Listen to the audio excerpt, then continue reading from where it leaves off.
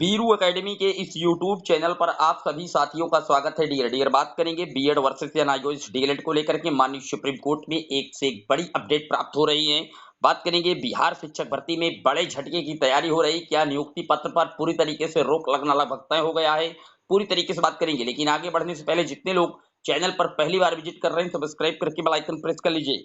Dear आपकी screen पर आप देख सकते हैं कहीं ना कहीं जीतन राम मांझी जी की तरफ से, जो पूर्व मुख्यमंत्री हैं बिहार सरकार के और साथ ही साथ सदस्य भी हैं बिहार विधानसभा के, आप देख सकते हैं। और पूरा इन्होंने डिटेल भी दिया है कि अनुसूचित जाति एवं अनुसूचित जनजाति कल्याण समिति बिहार विधानसभा पटना, पूर्व मुख्यमंत्री आप देख सकते हैं। इन्होंने अपील की है माननीय मुख्यमंत्री बिहार सरकार से। विषय है बिहार लोक सेवा आयोग का विज्ञापन संख्या 26/2023 के प्रकाशित परीक्षा फल एवं शिक्षा विभाग द्वारा कराए गए दस्तावेज सत्यापन में अनियमितता के संबंध में, यानी कि जो काउंसलिंग हुई है बिहार शिक्षक भर्ती में उसकी गड़बड़ी को लेकर के इन्होंने सवाल खड़े कर दिए हैं। और इन्होंने मुख्यमंत्री जी से ये कहा है कि महोदय, सादर कहना है कि राज्य में विद्यालय अध्यापक नियुक्ति प्रतियोगिता परीक्षा से संबंधित बिहार लोक सेवा आयोग का विज्ञापन संख्या 26/2023 के प्रकाशित परीक्षा फल एवं शिक्षा विभाग द्वारा कराए गए दस्तावेज सत्यापन में अनियमितता से संबंधित एक आवेदन पत्र मुझे प्राप्त हुआ है, जो सभी अनलग्नकों के साथ संलग्न है, जिसकी उच्च स्तरीय जांच की आवश्यकता है। अनुरोध है कि आदेश पत्र में उल्लेखित बिंदुओं की उच्च स्तरीय जांच करवा करके समुचित कार्रवाई करने की कृपा की जाए। दिनांक 2/11/2023 का नियुक्ति पत्र वितरण की कार्रवाई स्थगित करने की कृपा की जाए।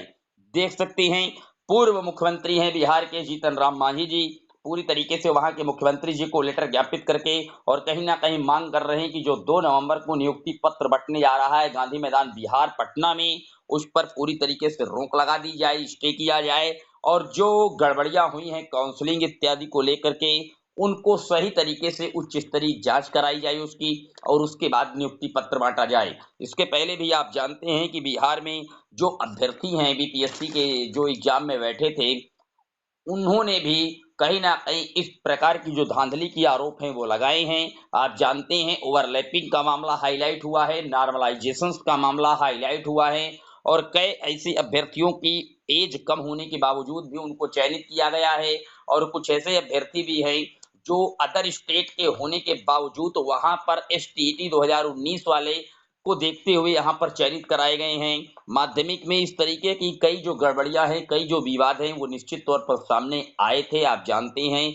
और अभ्यर्थी पूरी तरीके से इसके विरोध में सड़कों पर उतर गए थे। बीपीएससी चेयरमैन के कहीं ना कहीं आप कह सकते हैं ऑफिस के सामने भी धरना प्रदर्शन किया था।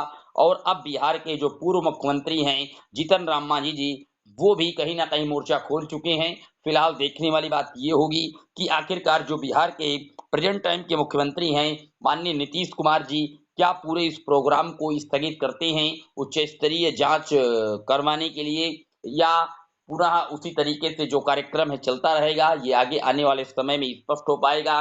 लेकिन इस पूरी प्रक्रिया को स्टे कराने के लिए मैंने आपको बताया था कि बीएड की तरफ से भी एक याचिका माननीय सुप्रीम कोर्ट में प्रायोरिक रूप में की गई है, जिसकी सुनवाई आने वाली 3 नवंबर को होना प्रस्तावित हो गया है। लेकिन कंप्यूटर जनरेटेड डेट है 31 अक्टूबर, और या 1 नवंबर को फाइनल हो जाएगा। लेकिन उम्मीदें ज्यादा है कि सुनवाई आने वाली 3 नवंबर को होगी। लेकिन अभी बेंच डिसाइड नहीं की गई है कि कौन से जज इस केस को देखेंगे। लेकिन एक मामला और जुड़ा है बीएड वर्सेस डीएलएड से, उसका कहीं ना कहीं जो बेंच है वो डिसाइड हो चुकी है, आपकी स्क्रीन पर लगा हुआ है, आप देख सकते हैं। आने वाली 31 अक्टूबर को ये मामला जुड़ा है बीएड वर्सेस एनआईओएस डीएलएड से। आप जानते हैं कि उत्तराखंड राज्य से यह मैटर उठा था, चूंकि कहीं ना कहीं एनआईओएस डीएलएड का जो पात्रता का विवाद है उसकी जो सुनवाइयां हैं कई बार लगी, लेकिन 3 जजों की बेंच पर यह मामला टेकअप था। लेकिन उसमें से जो एक जज थे वो संवैधानिक पीठ में व्यस्तता के कारण कहीं ना कहीं दूसरे केस के साथ अटैच हो गए थे, तो इसलिए इस केस की सुनवाई नहीं हो पा रही थी। लेकिन अब वो केस समाप्त हुआ, और कहीं ना कहीं आप स्क्रीन पर देख सकते हैं आने वाली 31 अक्टूबर को honourable justice Sanjiv Khanna and honourable justice B R. Gavai ji के बेंच पर सीरियल नंबर 1 पर इस केस को लगा दिया गया है। तो यहाँ पर लगातार आप जानते हैं एनआईओएस डीएलएड का जो भविष्य प्राथमिक लेवल के लिए कहीं ना कहीं प्रयासरत है पूरे भारत में। आप जानते हैं उत्तर प्रदेश में भी, यहाँ तक कि यूपी टेट के एग्जाम में इनको पार्टिसिपेट नहीं करवाया गया था, और उसी के लिए जद्दोजहद कर चल रही है कि प्राथमिक स्तर की शिक्षक भर्ती के लिए एनआईओएस डीएलएड को वैलिड किया जाए। आप जानते हैं एनआईओएस डीएलएड एक दूरस्थ कोर्स है जो कहीं न कहीं शिक्षक रहते हुए किसी भी विद्यालय में पढ़ाते हुए इस कोर्स को प्रशिक्षण लेते हैं। लेकिन दरअसल जो ये कोर्स है डियर, ये कहीं न कहीं 18 माह का प्रशिक्षण है और इसी को लेकर के मामला पूरी तरीके से माननीय सुप्रीम कोर्ट में चैलेंज है। मामला उत्तराखंड से उपजा था और उत्तराखंड राज्य की सरकार ने इस मामले को पूरी तरीके से सुप्रीम कोर्ट में रिट कर दिया है। तो 31 अक्टूबर को एनआईओएस डीएलएड को लेकर के एक महत्वपूर्ण सुनवाई है और साथ ही साथ उत्तर प्रदेश में 69,000 शिक्षक भर्ती से भी जुड़ा है गुड्डू सिंह वाला मैटर भी सुना जाएगा माननीय कोर्ट में। और उसके बाद आने वाले 3 नवंबर को बिहार शिक्षक भर्ती के अकॉर्डिंग एक महत्वपूर्ण सुनवाई माननीय सुप्रीम कोर्ट में कंप्यूटर जनरेटेड डेट दिखाने लगा है और साथ ही साथ वहां से क्लैरिफाई भी होगा कि जो सुप्रीम कोर्ट का जजमेंट आया है 11 अगस्त 2023 को वो कब से प्रभावी होगा। सारे जो विवाद हैं वो लगातार माननीय कोर्ट की शरण में हैं और जैसे ही इन पर अपडेट आती रहेगी हम आपको देते रहेंगे। आप केवल चैनल के साथ बने रहिएगा, वीडियो को दोस्तों के साथ शेयर कर दीजिएगा, पहली बार आए हैं सब्सक्राइब कर लीजिएगा। फिर मिलेंगे, तब तक के लिए जय हिंद, जय Bharat, love you guys, Vande Mataram.